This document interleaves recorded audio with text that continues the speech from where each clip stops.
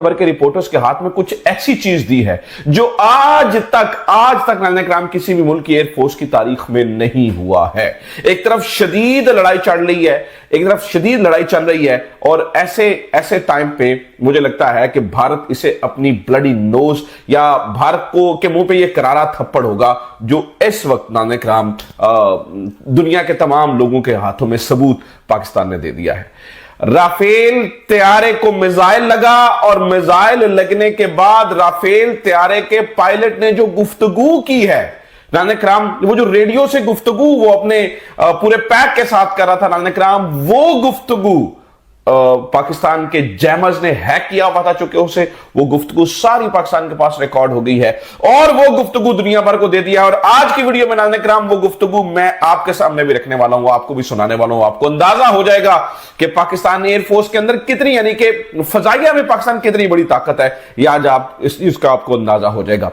Meanwhile मैं आपके सामने नाज़रीन इकराम तफसीलात रखता जाता हूं क्योंकि बहुत इस वक्त एक घुमासान की लड़ाई आज रात फिर से शुरू हो चुकी है जो कि मुझे लगता है कि यह तमाशा पूरी रात जारी रहेगा।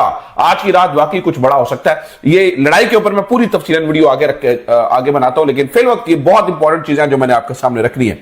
सबसे पहले नाज़रीन इकराम इंडिया ने आज ये माना है, आज ये तस्लीम किया है, उन्होंने कहा जी पाकिस्तान ने हमारे 36 जगहों के ऊपर 400 ड्रोन मारे हैं। इंडिया ये कह रहा है कि पाकिस्तान ने हमारे 36 और ये हम कोई इंडिया की तरह ना वॉर मॉन्गर्स हैं ना फेक खबरें चलाते हैं। पाकिस्तानी मीडिया खासतौर पर पाकिस्तान का सोशल मीडिया खासतौर पर यूट्यूबर्स और इनफैक्ट इलेक्ट्रॉनिक मीडिया भी बड़ी रिस्पॉन्सिबल रिपोर्टिंग करते हैं।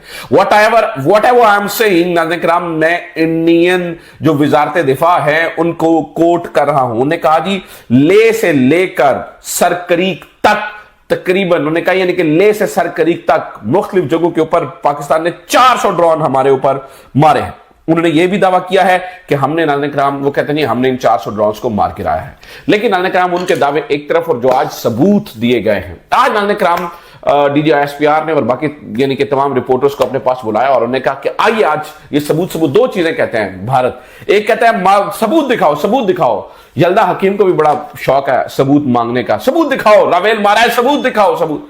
तो आज नाज़रीन इकराम ओरिजिनल जो गुफ्तगू हुई वो नाज़रीन इकराम मैं आपके सामने भी रख देता हूं। जो ओरिजिनल गुफ्तगू है नाज़रीन इकराम, एयर वाइस मार्शल वहां पे मौजूद थे और deputy chief of air operations भी हैं ये औरंगजेब साहब। इन्होंने बताया, अभी मैं वो ऑडियो भी आपके सामने रख देता हूं। उन्होंने कहा कि जनाब ये जो पूरा पैक था यानी कि पूरी फॉर्मेशन थी राफेल की, इनमें से इन्होंने अपना नाम गॉडजिला रखा हुआ था। अब गॉडजिला क्या है नाज़रीन इकराम? गॉडजिला जापानीज एक यानी एक तखयलाती एक मॉन्स्टर है, तखयलाती मॉन्स्टर। राफेल भी एक तखयलाती मॉन्स्टर ही था, तो वो उसके नाम पे रखा हुआ है। तो अब ये जिस शख्स की ऑडियो है नाज़रीन इकराम उसमें बता रहा है गॉडजिला 4 कि भाई मिसाइल, वो कह रहा है कि मैंने हवा में आग के शोले देखे हैं, वो पूछ रहा है गॉडजिला 3 आर यू लाइक, वो उससे पूछ रहा है कि भाई राब्ता हो रहा है, वो कह रहा है कि लग गया। नाज़रीन इकराम मैं सबसे पहले आपको सुनाना चाहता हूं, हो सकता है इतनी क्लियर वॉइस ना हो, लेकिन एयर वॉइस चीफ ने ये कहा है जी मैं आपको ये सारी तफसीलात आपके सामने रख दूंगा। उन्होंने सबको दे भी दी है, पूरी दुनिया के पास इस वक्त तफसीलन ये सारी चीज पहुंच चुकी है, लेकिन इसका एक हिस्सा नाज़रीन इकराम मैं आपके सामने रखना चाहता हूं, आपको सुनाना चाहता हूं। जरा ध्यान से सुनिए कि नाज़रीन इकराम ये जो फ्लाइंग बर्ड जो बहुत ताकतवर बने फिरते थे, सुनिए उनका जरा क्या हाल है जब उनको मिसाइल लगा तो वो कैसे चीख चला रहे थे। सुनिए जरा नाज़रीन इकराम इसको। Those animals are extinct, so this one also got extinct. Please play.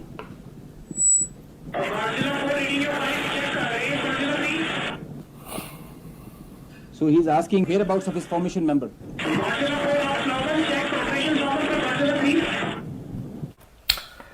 तो नाज़रीन इकराम आपने सुना बड़े गॉडजिला साहब को जब मिसाइल लगा तो इसके ऊपर ये जिस बंदे की आप ऑडियो सुन रहे हैं वो ये बता रहे हैं, जो deputy chief of air operation है, उन्होंने बताया कि पहले इसके जो बाकी जानवर हैं वो एक्सटिंक्ट हुए और ये भी एक्सटिंक्ट हुआ, यानी ये भी जिस शख्स की आवाज सुन रहे हैं आप, ये भी एक्सटेंट हुआ जो बता रहा है कि मैंने शोले देखे हैं, मैंने शोले देखे हैं, लग गया बचा लो, जो बेचारा कह रहा है बचा लो, यानी पुखारी लगा रहे होते हैं ना आप आखिर में, और क्या कर रहे होते हैं जब पूछना कि यार मेरा राब्ता हो रहा है, उसमें आप यही कह रहे होते हैं। अच्छा जनाबे वाला, दूसरी खबर इस वक्त बहुत ही इंपॉर्टेंट है, वो ये है कि भारत फ्रस्ट्रेटेड हो चुका है, चूंकि पाकिस्तान ने आज ये कहा है आपको बहुत शौक है हमारी स्ट्राइक देखने का, हम आपको स्ट्राइक देंगे। लगता है ये नाज़रीन किराम कि पाकिस्तान खामोशी से ड्रोन्स भेज रहा है। देखिए मैं न्यूट्रल अगर तजिया करूं तो ऐसा लगता है कि जैसे पाकिस्तान की तरफ से ड्रोन्स जा रहे हैं, लेकिन जो भारत उन्हें डिटेक्ट कर रहा है तो उसके ऊपर भी जैसे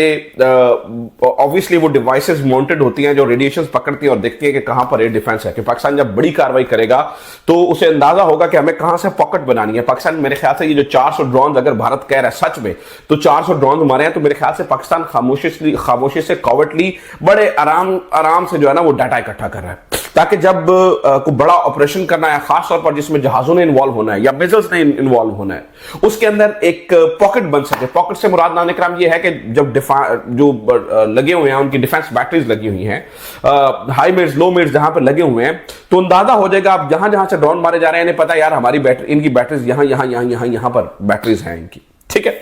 तो पाकिस्तान को शायद पाकिस्तान डाटा कलेक्ट कर रहा है इन तमाम ड्रोन्स के जरिए, और जो भी उनके खर्चा हो रहा है वैसे मिसाइल मारने का वो एक अलग से है। खैर बहरहाल ये भी मसला नहीं है, मसला ये है कि पाकिस्तान ने ये कह दिया है कि हम आपको बताएंगे, हम आपको देंगे, आपको हमारे हमले का शौक है, हम आपके ऊपर हमला करके दिखाएंगे।